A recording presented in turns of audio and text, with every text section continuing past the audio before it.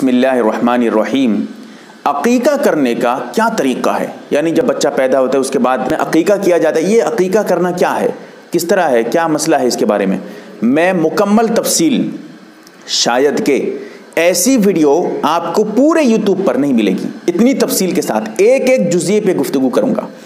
دوسرا مسئلہ یہ تھا کہ عقیقے کا جو جانور ہے تو اس کو ذبح کیسے کریں گے، دعا وغیرہ، یہ ایک الگ مسئلہ ہے، اس کو یہاں بھی بتاؤں گا نہیں تاکہ آپ کو پریشانی نہ ہو، دھوکہ نہیں لگے کہ یہ مسئلہ مولانا صاحب بتائے نہیں، یہ ایک الگ مسئلہ ہے، اس لیے اس کو میں چھوڑ رہا ہوں۔ طریقہ وہ آپ کو بتاؤں گا، ٹھیک ہے، بہت اہم ہے۔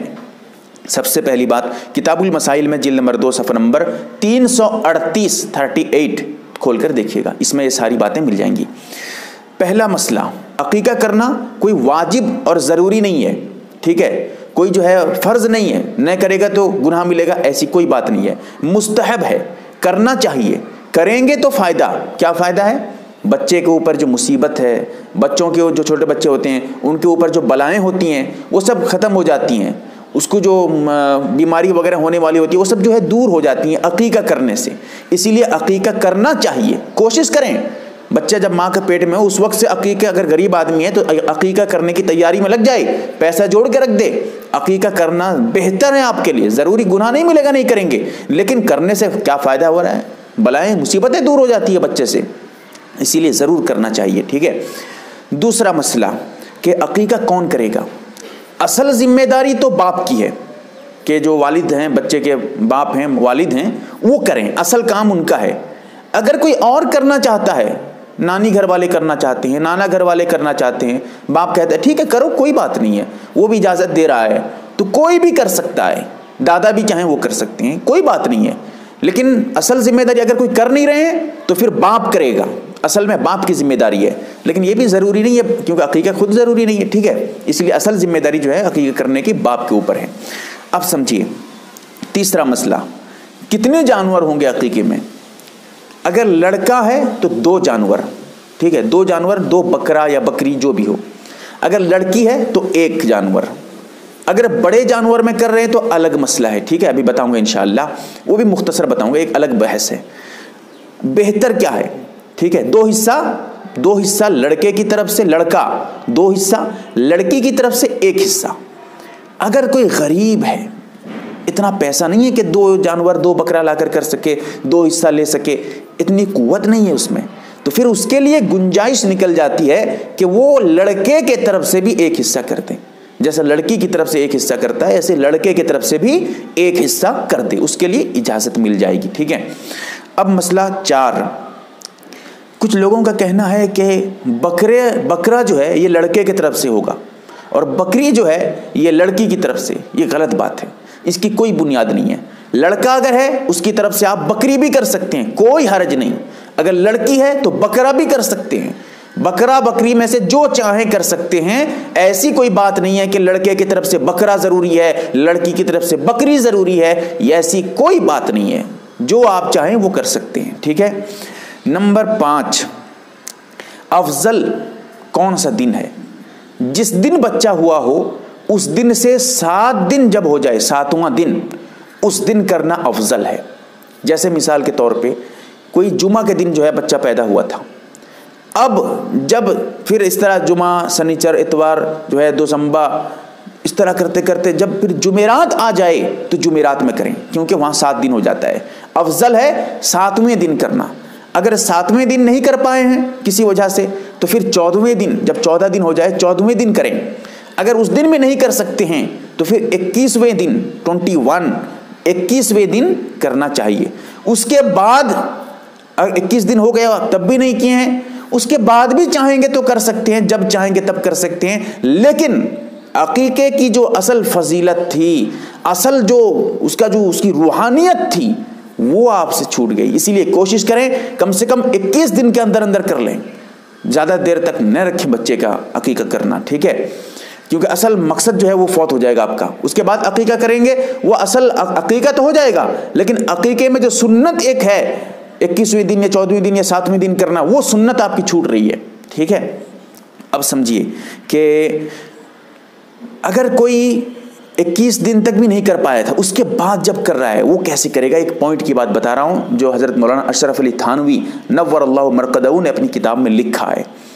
वो इस तरह हिसाब करे, बच्चा जिस दिन पैदा हुआ था उससे एक दिन पहले करे। कैसे?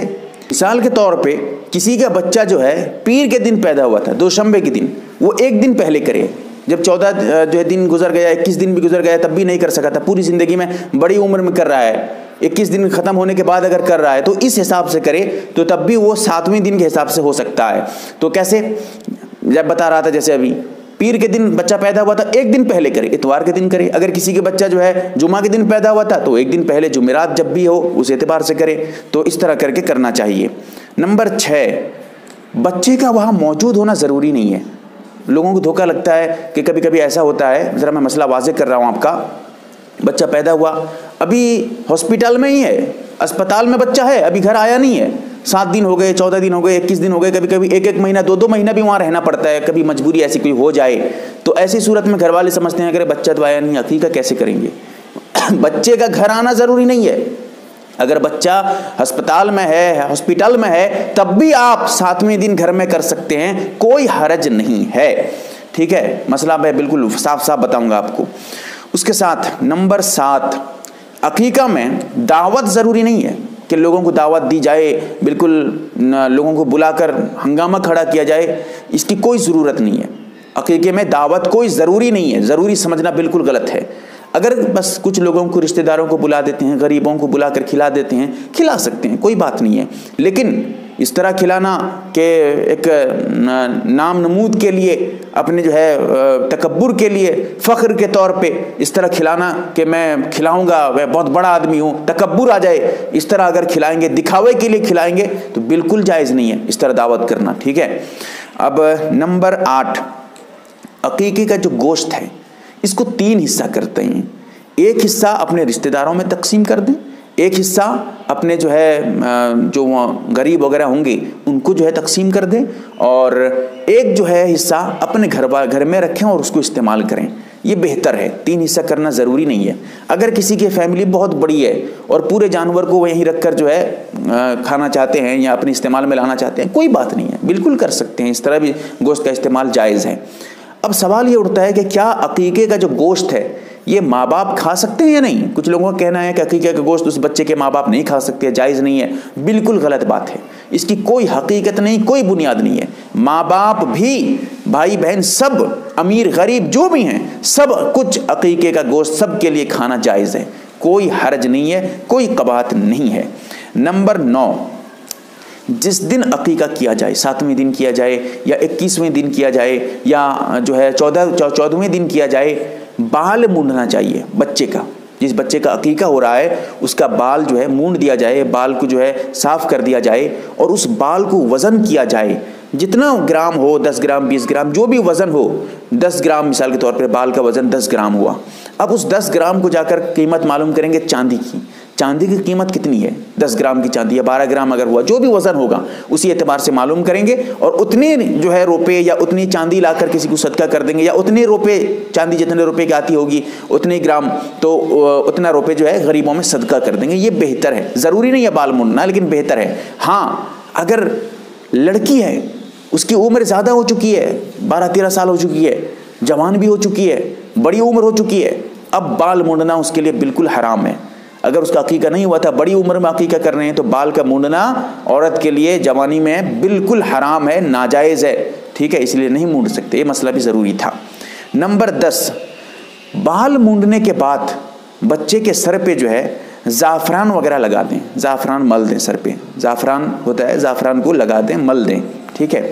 और नंबर 11, जिस दिन अगर 7वें दिन कर रहे हैं या 14वें दिन या कर रहे हैं या 21वें दिन कर रहे हैं, मुनासिब यह है कि उसी दिन बच्चे का नाम भी रख दें, कोई अच्छा सा नाम हो।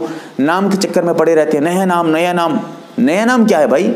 नए नाम की कोई ज़रूरत नहीं। नाम रखें जो पसंदीदा हो, जो अच्छा मानेदार नाम हो और अल्लाह उसके रसूल सल्लल्लाहु अलैहि वसल्लम के नाम पर हो या उनके पसंद हो, इस तरह नाम रखा जाए। نام کا جو اثر ہوتا ہے، نام اگر غلط رکھیں گے تو بچہ بھی ویسے ہی بنتا ہے، تو اس لیے نام اچھا نام رکھیں۔ اسی لیے اللہ کے رسول صلی اللہ علیہ وسلم جس کا نام تھوڑا خراب ہوتا تھا، نام کے معنی صحیح نہیں ہوتے تھے، اللہ کے رسول صلی اللہ علیہ وسلم اس کا نام بدل دیا کرتے تھے۔ اس لیے نام سوچ سمجھ کر رکھیں، عالم سے پوچھیں، جو نام وہ بتائیں سوچ سمجھ کر وہی نام رکھ دیں۔ اللہ تعالی ہم تمام کو صحیح مسئلہ سمجھنے کی توفیق عطا فرمائے، آمین یا رب العالمین۔